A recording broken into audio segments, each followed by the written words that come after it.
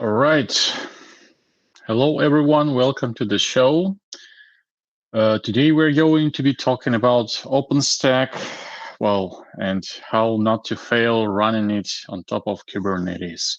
And while doing that, of course, at scale. So let me start with a quick introduction of myself. My name is Artem Andreev. I'm a staff product manager at Mirantis, responsible for OpenStack line of products. Including like old legacy OpenStack distributions, such as MCP, Fuel, as well as our new bright and shiny, well, not really new anymore, but bright and shiny Mirantis OpenStack for Kubernetes. And what this talk is about. First, we obviously need to define in a bit more detail what at scale actually means. So when we say at scale, what is there? Like apart of like, sounding nice marketing term. What Kubernetes can do and what it does to simplify the operations of OpenStack. Why is it a good idea to actually use Kubernetes as an underlay for OpenStack? Why not just take the existing tools? Why did Mirantis have to invent something slightly different? And why we believe our architecture is actually the best one. Yeah, we're going to talk about how Mirantis actually extended the lifecycle management of OpenStack, with what mechanisms, what's the know-how behind that, and what was the reasoning, like why we had to introduce something more complex than just like simple Helm charts to manage OpenStack in production. We're going to talk. One of the aspects of management is the full stack updates problem. Like sometimes it's still a problem even these days. And one of the major values of having of Mirantis' approach is to solve this full stack updates problem with Kubernetes. And we're going to be talking how we actually achieve that. In the end, we are going to provide a bunch of hints, sort of tips and tricks that Mirantis learned the hard way from running a lot of OpenStack in production. So what's basically you would need to do to be able to succeed with having this architecture like OpenStack on top of Kubernetes, if you are to build your own cloud based on this architecture, basically. Before we start, a bit of an announcement and like a bit of a reasoning why we're having this conversation, why we're having this presentation in the first place. So Mirantis is going to give everyone a bit of a small gift for Christmas, so to say. We are going to publish the core of our Mirantis OpenStack for Kubernetes product, MOSK as we call it, and make it open source. So we will be releasing our so-called OpenStack controller. It's a Kubernetes operator that performs the functions of lifecycle management for OpenStack clusters deployed on top of Kubernetes. So it's all going to become available on GitHub, including the code of relevant Helm charts that the code depends on, a bit of a documentation, explain some instructions how to make it up and running on your laptop or inside a VM. A bit of an automation like scripts or Ansible playbooks that would help you deploy a small OpenStack cluster in Kubernetes end to end. And also some, of course, integration with a GitHub CI to test this implementation continuously. Having these artifacts, you will be able to spin up your own OpenStack on Kubernetes on top of a VM or, your own laptop, if it has enough resources, of course, available, CPU and memory primarily. And as an underlay, Kubernetes underlay for this cluster, we would recommend to consider K0s. It's an open source distribution of Kubernetes, which is founded by Mirantis, but is a very convenient way to deploy a very small Kubernetes cluster easy. So yeah, that's what we are normally using for development, and that's what we recommend to use. Okay, let's go with defining at scale. When we say at scale, what does it mean? And it's not only about number of compute nodes, number of virtual machines. So for us, at scale actually means like a real serious enterprise-grade production environment. Yeah, that not only just sits there staying idle, but actually runs a lot of workloads that are generating some business value. And well, losing these workloads or like impacting these workloads means the loss of revenue, right? Or even worse, like maybe some charges for from regulators, etc. So it's a really critical and important platform that exists, right? And that actually is pretty loaded. Okay, so this environment consists not of a single cluster, but usually several of them, dozens, more than a dozen. And well, it's pretty extensive, of course, in the number of hypervisors that are there. And most importantly, it's not staying idle, just in terms of not only the workloads, but being constantly updated, maintained, fine-tuned for better performance, for better reliability. So basically, every day there is a group of people, engineers, taking care of this platform, making sure that everything works just fine, adding integrations, uh, changing the settings, well, doing all kinds of things that normally a cloud operator does. And of course, most importantly, updating the software, specifically, getting components to the latest versions to address some, security compliance requirements, well, meeting the SLAs for like vulnerability fixing, or just getting like later and newer versions of the software for the sake of new features or bug fixes, anything. So whatever reason. But the point is, updates are essential part of the cloud lifecycle management, and they will need to be happening pretty often. And we need to be able to do this while meeting the SLAs for the availability of the cloud. That includes, of course, the APIs, right? So the user-facing part, and the data plane, so the workload-facing part. So basically, what the data plane connects the virtual machines to the outside world and to the storage and to other their peers, neighbors. So yeah, this is what we call data plane.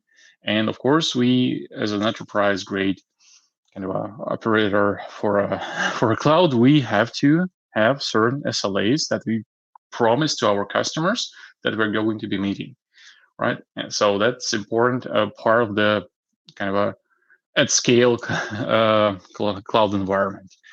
Of course, the environment is not static in this terms of its capacity. So you're constantly doing, thinking about, okay, how many servers do I need to buy to order today, so that, well, in 3 months, I will still have enough capacity to sustain all of my tenants. So enough CPU, enough memory, enough storage, networking performance. So I need to be thinking about that all the time and planning ahead. Of course, I will be also doing some performance tuning. That's pretty often is a part of the just operator's job to make sure that, well, for example, the workloads, the VMs get enough I/O performance. If there are some, databases running there, it's quite critical. Okay, and not the least part of the day-to-day responsibilities of a at-scale cloud operator is the onboarding of the new workloads to the cloud. So in talking to the tenants, helping them with their issues, and well, trust me, it takes so much time and so much technical experience. So it's quite an important part of this whole job. Right. So as you see, scale is not only about the number of computes, and well, actually far more than that. What does an at-scale OpenStack Cloud consist of? So of course, it consists of OpenStack itself, right? All the services, all the sub components running together, connected to each other, configured in a way that they can talk to each other, plus, of course, infrastructure components like MySQL, RabbitMQ, DNS, whatever you can think of, like everything that you need to run an OpenStack cluster, right? You would need On top of OpenStack itself, you would need to have some SDN solution in place so that your VMs can be connected to each other and to the outside world in a way that you want it. Well, need to have a storage solution. So in our case, that's SEP, the software-defined storage. Of course, there might be some hardware appliances also part of the cluster. Yeah, and you also need this to have this integrated into the whole into the whole system. To oversee what's going on, to have transparency into what's going on with your cluster at any time, you need to have some login monitoring alerting solution in place. So either you build your own from open source components, or you buy some commercial solutions. But basically, this is a must-have component for every OpenStack operator. And these are just the the basics, right? So the bare minimum of things that you need to have. There are much more than that. You might need identity and access management systems. You might need to integrate with vulnerability assessment systems. Well, all kinds of integrations and extended additional blocks, that typically comprise at scale OpenStack Cloud. Well, in our reality, so I'll just say from our experience. So, of course, all of these software components, they need to run somewhere. And for that purpose, well, you basically have a bunch of bare metal servers sitting somewhere in the data center. These bare metal servers are properly wired, connected to the top of the rack switches. So there needs to be some networking underlay, very well thought through, like in the initial phase, so that you have enough capacity there and enough performance for all of these components to work together. And of course, you need to manage your servers through some host operating system. You need to provision the OS. You need to configure it. You need to fine tune it so that you have a place to to place your upper layer components somewhere. Pretty complex stack, as you can see, right? But that's just the bare minimum. So how does Kubernetes help us here? How does Kubernetes help us operate this whole large system in a way that's cost efficient and reliable? So how does it help? First, Kubernetes provides an API, and that's one of its major powers, right? It's a single point of entry for OpenStack operators that helps to define the configuration for OpenStack services and perform some lifecycle management operations around OpenStack. Again, just through a manipulation of primitives within a single API. Good thing is that the Kubernetes API is a common standard. There are a whole bunch of tools available there on the market that can help you simplify the manipulations in the Kubernetes API. And of course, a whole bunch of documents, tutorials, examples explaining how to do this properly. This single API also helps to integrate the whole lifecycle management of the cloud environment into overall data center operations. So basically, for example, if you need to do some maintenance on the hardware, right, you would need to take these the hypervisors that are running on this hardware and the servers off the cloud, so put them into the maintenance mode. And how you do that? Well, in our architecture, you do that through the same Kubernetes API. So it's very simple. And of course, you can integrate this with your own scripting or tools that you're using to do for example, firmware updates, so that everything goes automatically with minimal chance of human error. Perfect. Okay, what else Kubernetes does and where it helps? First, it's built-in reconciliation mechanism. So how Kubernetes works. You provide the definitive description of what you want to achieve, and Kubernetes makes sure that all the continuously ensures that your configuration actually takes place. It's a general principle. So in OpenStack, when applied to OpenStack world, right? So this automatic reconciliation helps us make sure that all the OpenStack services and components, they align with each other in terms of configuration at all times. and does this automatically. So even if you change a little thing, a single little thing, well, it propagates to the whole, like a bunch of changes in the cluster, and you don't have to think about it. So you just define what you want in one place, and Kubernetes, and well, of course, the templates that we created and the logic that we created, it makes sure that your wish is fulfilled. Next, networking abstractions. So Kubernetes provides a bunch of good abstractions like load balancers, services, IPAM, IP address management. And if we say that OpenStack is just another Kubernetes application, all of these services and networking abstractions, they become available to OpenStack as well. So that you don't have to think about managing IP addresses, configuring load balancers. You just, again, declaratively define how you want things connected, and Kubernetes takes care of the rest. Perfect. Rolling updates mechanism. Well, Kubernetes is well known for its capability to handle updates of the Kubernetes of the applications running on top of it pretty easy. So with OpenStack case, it also like very beneficial that the mechanism is in place. And by writing just a bunch of simple rules, it's possible to ensure that the whole OpenStack cluster running on top of Kubernetes is updated as seamlessly as possible. So making sure that there is little downtime or no downtime at all, that, well, that you get the latest and greatest software without users actually noticing. That's very helpful. Right. There is a good mechanism in Kubernetes, such as liveness and readiness probe.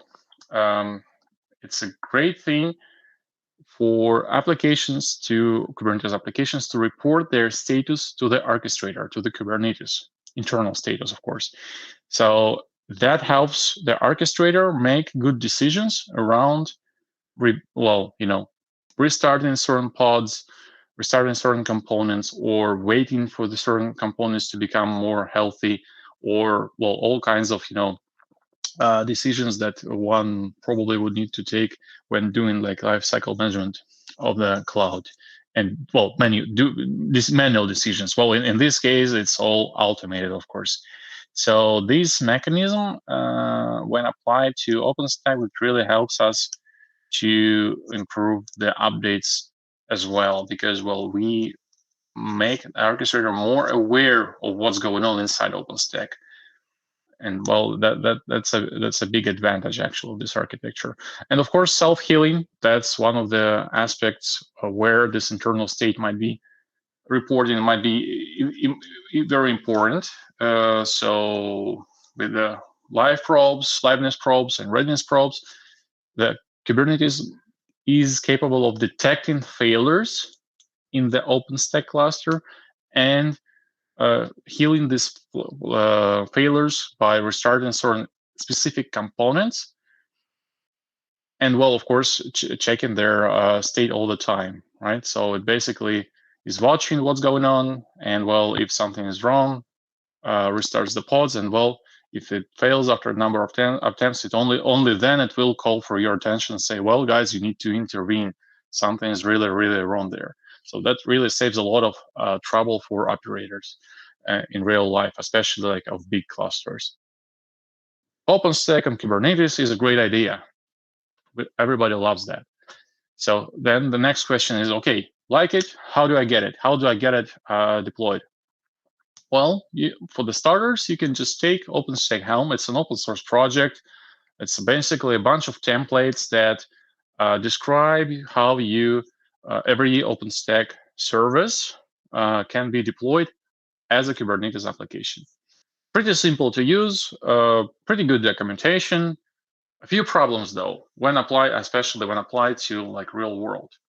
Yeah, okay, you get the OpenStack deployment done. What's next? How we are going to be managing this cloud in production, like in day 2?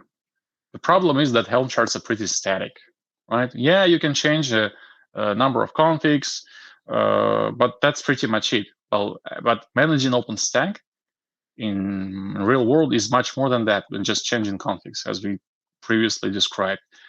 Yeah, so this needs to be solved somehow. Another problem with the charts is that, well, it describes one particular service, such as OpenStack Nova, such as OpenStack Cinder, Neutron, etc. Every service has its own chart or like a set of charts. But the problem is that you need to somehow build these blocks into a single system that works, like that is aligned internally, that works in alignment, right? So yeah, there you need to have additional layer of logic that will be putting all these services together somehow and making sure that they do not fall apart. Okay, that's another challenge to solve.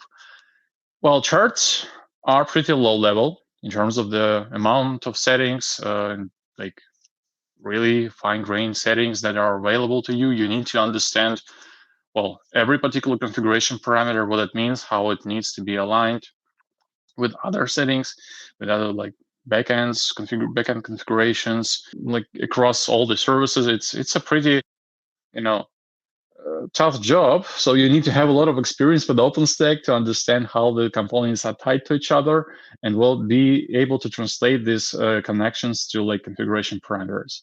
Well, that's an interesting job to take, and that requires a lot of knowledge, so to say. Yeah, not an easy thing to use. And another problem with charts, and this is like as of the current state of upstream of the community. So the API, well, basically the parameters that you can specify to the charts, to these templates, they are not really consistent from release to release, and there is a good reason for that. Yeah, so there are a bunch of companies, they use these charts.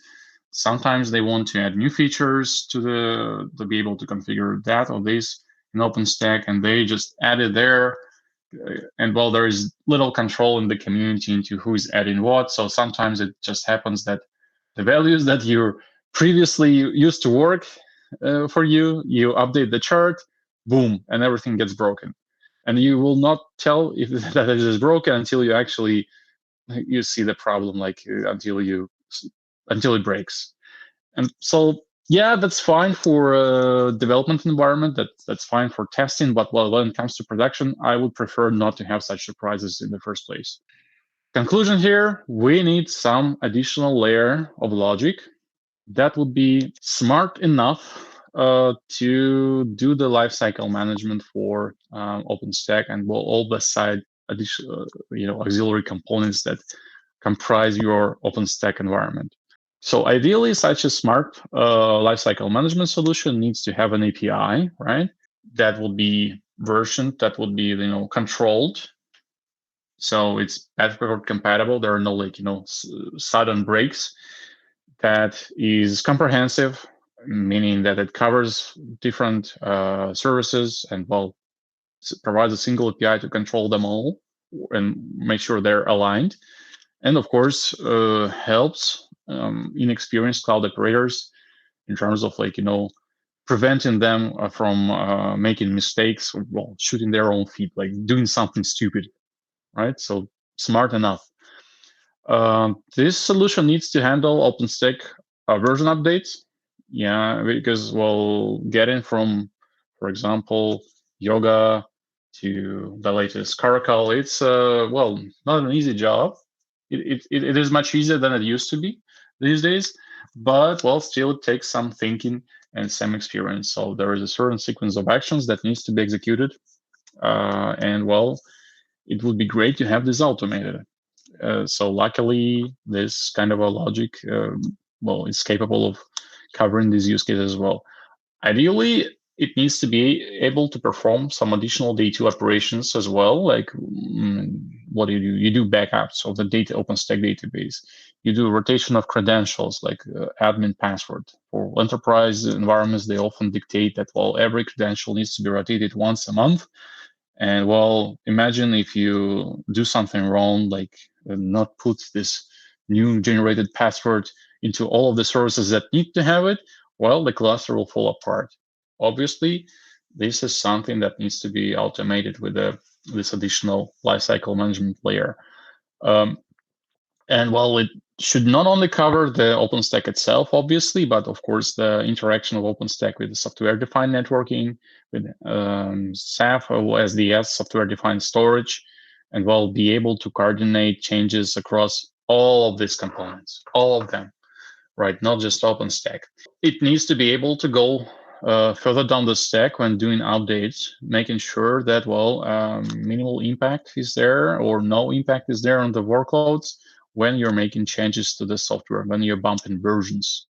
And this is quite an important point here, right? So full stack updates, as I previously said, it's the easiest way to break your cloud when doing software version bumps. Why? Because there is cloud API that the cloud users interact with. And while in our architecture, it's using Kubernetes load balancers to distribute the load across multiple API servers inside. So if you make a change that breaks your Kubernetes, obviously the very first thing you lose is the cloud API. Well, your users are not going to like it, of course.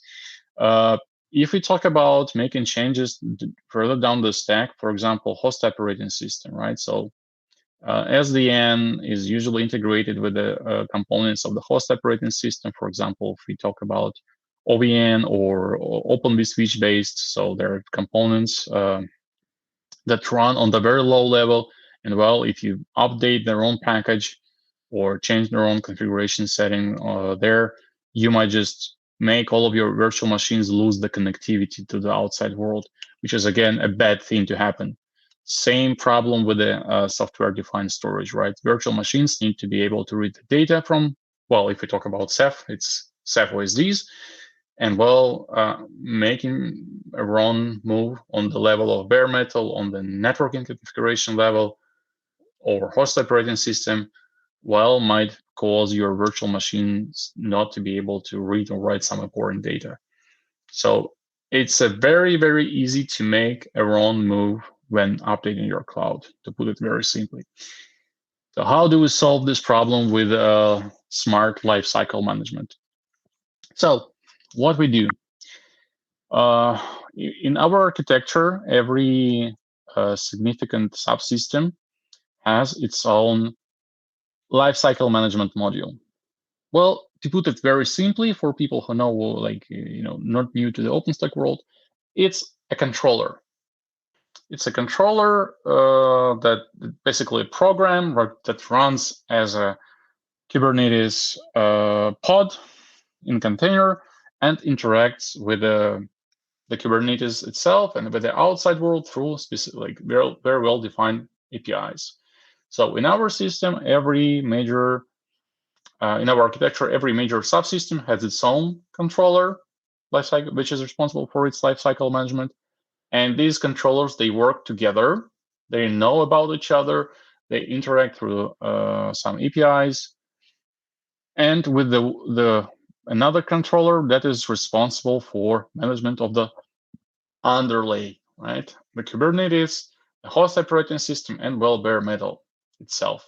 So there is an additional external layer of logic that orchestrates all the changes, all the configurations and updates, and is responsible for that. So they talk, all of these guys, they talk to each other, and well, to OpenStack itself, of course, and that helps us handle the updates very well. So, for example, if you're going to update your compute node, and you know that this compute node is running some important virtual machines that you would prefer not to, shut down or ever, what this OpenStack controller can do, it can trigger the migration of this virtual machine, live migration of this virtual machine away to some other place. And well, of course, it will be watching the process. And well, once the VM is there, it will just raise the green flag to the general lifecycle management component and say, well, now it's safe to proceed with this particular node, with this particular compute node. Please do so. And that's just one of the examples of such interaction. But this way, this architecture is really expandable in a sense that, well, you can add whatever logic is specific to your environment and make all of the components work together in as one, right? As one big living organism, which is quite, well, not only exciting on the technical level for engineers, developers, but also saves a lot of headache and pain for people who operate the OpenStack cluster at scale. Great. What about OpenStack itself? Is it really compatible with this architecture, like with this idea of running OpenStack as Kubernetes pods, as Kubernetes applications? Well, yes and no. There are a few hints, a few things that we had to improve and address while building this for different customers of Mirantis and running the environments like in production for a few years actually. So it's been how many? It's been 5 years already since we first launched this product, and there's a lot of lessons that we learned. Okay, so first, we identified a certain gap in the way that the upstream container images for Neutron are built.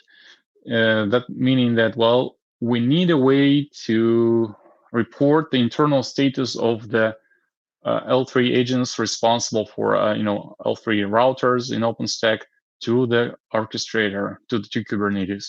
So for that purpose, we had to do some patching on the Neutron code so that this information is propagated outside now. A similar problem we faced with Ceph. We had to enhance the readiness probes inside the Ceph OSD containers so that the status of this Ceph OSDs was reporting to the Kubernetes orchestrator during the updates, and so that during updates we could consider this replication factor settings, taking into account the replication factor settings inside the Ceph cluster. So a bit of a cluster configuration propagation to the outside world. That's also really helpful if we want to ensure a little downtime when making changes to Ceph. So there are certain challenges with Kubernetes itself. Not everything is that bright and shiny in our world. There are certain things that you need to take into account about Kubernetes itself as an underlay for OpenStack. So if we presume Docker backend for Kubernetes, it doesn't handle the massive restarts of pods very well, as I previously described. So when you recover your OpenStack cluster from an outage, not enough performance in handling these such situations in terms of handling massive starts of pods. So a better solution for a backend in this case would be Containerd. And for MOSK, we're specifically switching to Containerd in one of the upcoming releases. So Docker going back to history, and Containerd is our future. And you would also probably need to tweak the default number of allowed pods per Kubernetes worker node because, OpenStack is a complex theme. It has so many components, so many services as a part of it. You would need to be able to run a lot of pods. So make sure that you allow your Kubernetes cluster to do that.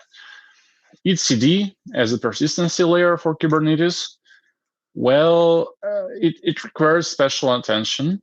Why? Because there's so much data that you write or read to this storage, especially when doing lifecycle management operations for the applications like OpenStack.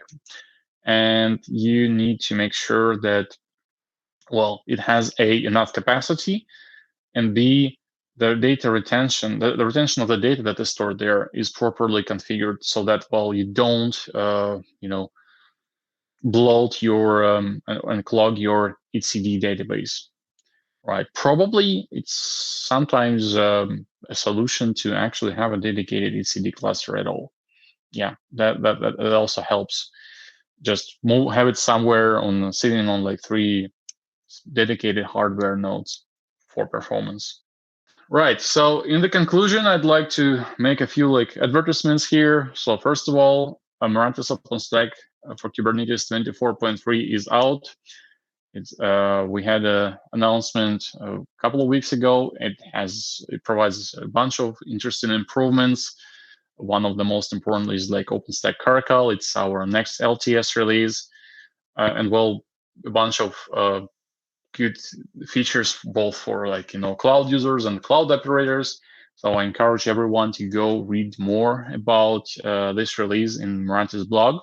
And well, feel free to leave your feedback, and well, there is comments, or just reach out to us for questions if you have any.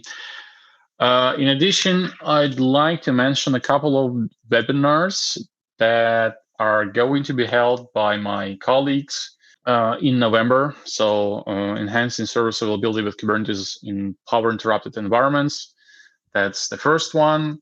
And yeah, for future virtualization, a bit of thinking around what is OpenStack the right tool for like future-proof virtualization, or is there anything else? So quite an interesting thing to consider.